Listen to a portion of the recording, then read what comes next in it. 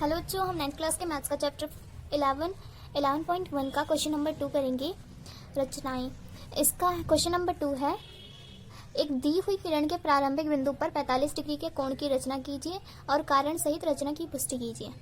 तो हमें एक 45 डिग्री का कोण बनाना है और वो जो हमने रचना की उसकी हमें पुष्टि करनी है कारण सहित। तो चलिए इस क्वेश्चन को करते हैं। तो इस क्वेश्चन को सबसे पहले इसमें 45 डिग्री का कोण बनाते हैं। तो स्केल और प्रकार की सहायता से एक रेखा खींचेंगे।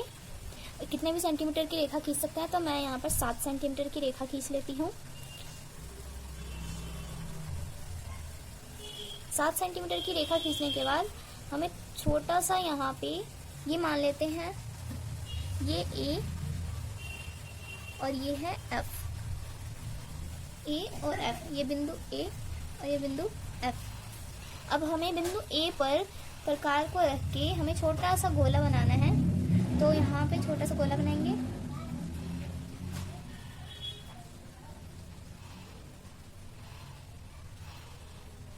अब हमने जितना प्रकार को खोल के गोला बनाया था उतना ही खोल के यहाँ पर प्रकार को रख के यहाँ पर गोले पर चाप लगाएंगे, और जो हमने यहाँ पर चाप लगाया यहाँ पर रख के एक दूसरा चाप लगाएंगे, उतना ही प्रकार खोल के।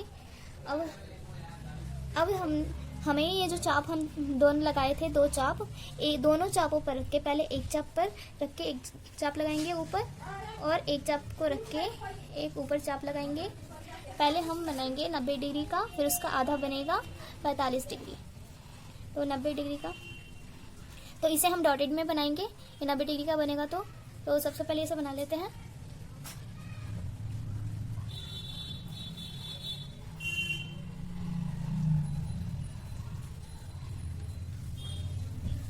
अब हम इसका आधा करेंगे तो बन जाएगा 45 डिग्री का। तो यहाँ पर रख के प्रकार को, यहाँ पर प्रकार को रखेंगे और यहाँ पर एक चाप लगाएंगे, और यहाँ पर रख के ये मान लेते हैं बिंदु ई और ये डी। अब बिंदु डी और ये बी, ये बिंदु डी और बी यहाँ पर रख के हमें एक चाप लगाना है, और बिंदु डी पर रख के एक चाप लगाना है। अब ये जो हमने चाप लगाया है इसे हमें बिंदु ए से मिला देना है। तो इसे हम मिला देते हैं। अब बिंदु ए से इसे मिला दिया है। अब इसे मान लेते हैं ये है जी, ये जी, और ये जो हमने ये जो रेखा गई है जिस गोले से, यहाँ पर मान लेते हैं ये है सी। और ये बन गया 45 डिग्री का कोण। अब हमें कारण सहित बताना है कि ये 45 डिग्री का कैसे है। तो हम इसे लिखते हैं। तो सबसे पहले लिखेंगे एंगल ई ए एफ। ये एंगल ई ए एफ ये है 90 डिग्री का। E A F, angle E F है 90 डिग्री का। हमने पहले भी क्वेश्चन में 90 डिग्री का कोण बनाया था। तो सबसे पहले 90 डिग्री का कोण बनाया हमने, फिर इसका हमने हाफ किया तो 45 डिग्री का बन गया।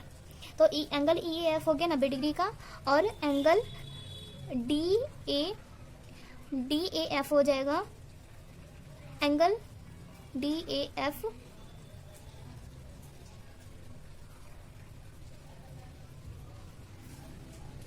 ये भी 90 डिग्री का ही है, क्योंकि एंगल ई ए एफ माने या डी ए एफ माने या फिर डी ए बी, ये भी 90 डिग्री का ही होगा।